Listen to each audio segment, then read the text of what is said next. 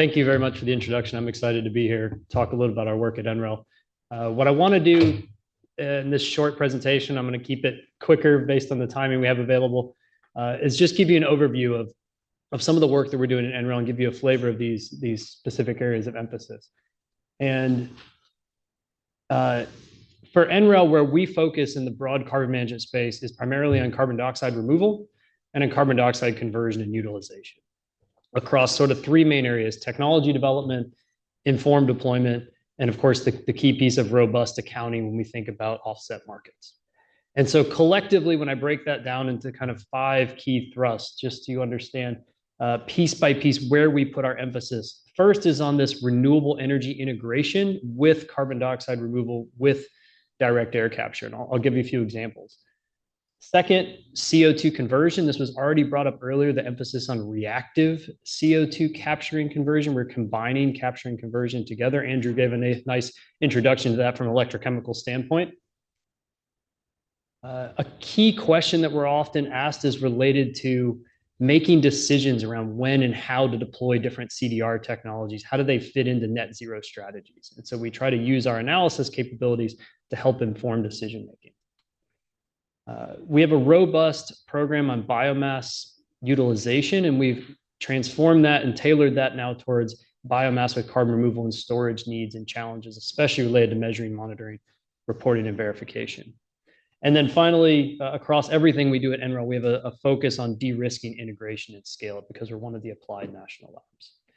And so I'm going to give you just a few specific projects under each one of these topics. I won't go very deep, and I'll start with the first two.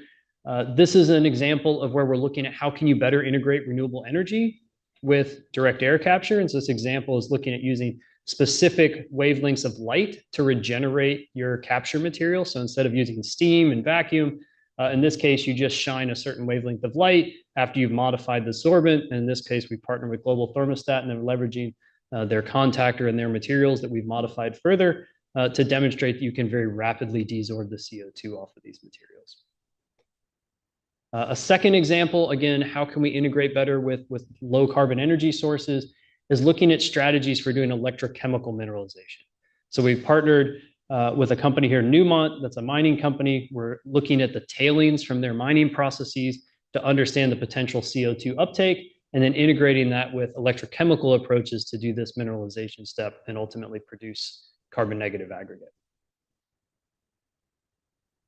Highlighted earlier, I mentioned Andrew did a really nice job explaining the potential benefits of reactive CO2 capture, where you're combining capture of CO2 with conversion. And the idea is that you're going through a process, you're never putting in that energy to sort of regenerate and desorb the CO2. You capture it and then you react it from that bound state and make a product.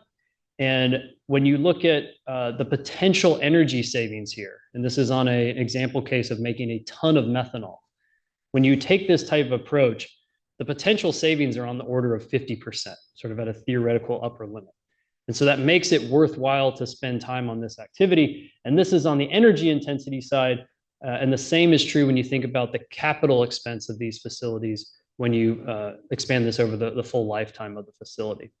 So the opportunity space is large for reactive capture, but the R&D needs are massive because we're nowhere near sort of optimizing these systems and achieving the efficiencies that are actually needed to realize this 50% savings. We're probably more expensive today right now, and we need significant improvements on that step.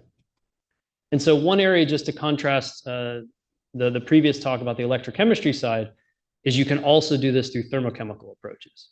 And so in this example, we are showing a technology where we capture CO2 from a flue gas over a solid state dual functional material, a catalyst. And then we cycle that with pressure and hydrogen, and directly from that bound state on the surface of this material, we then convert it into making methanol. And we've demonstrated some of the highest methanol yields and selectivities that have been reported, at least in the literature, using these types of materials.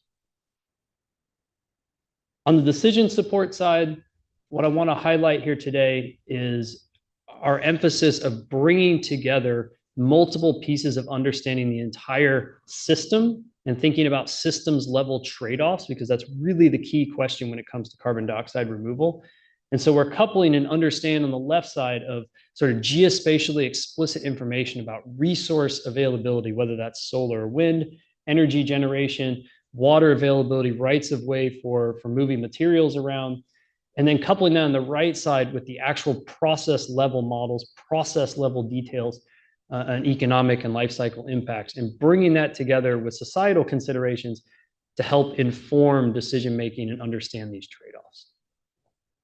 And so one specific example of this is a tool that we've been developing to help guide siting applications for carbon dioxide removal.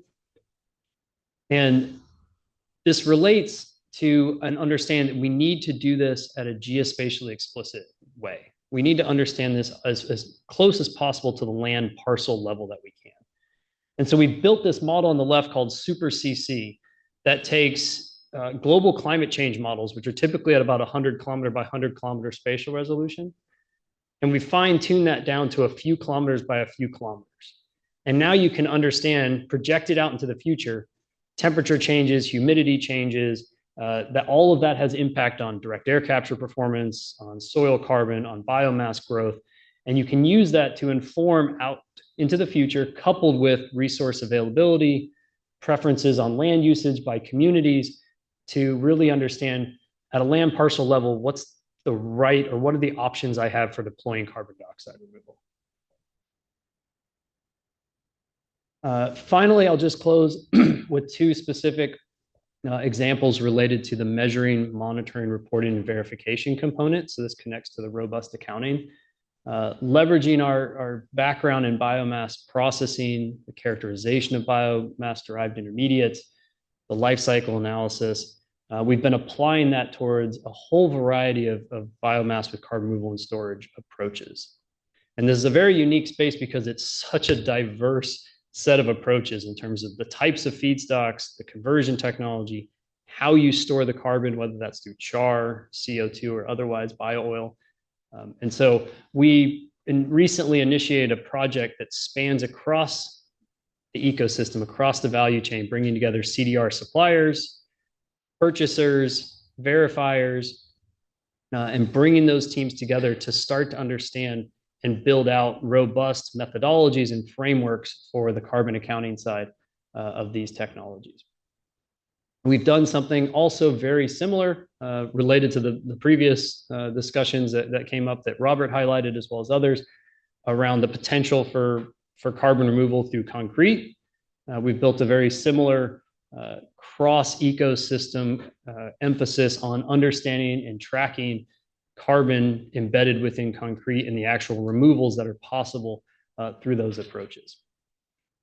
So with that, I will just conclude and keep it nice and short and sweet.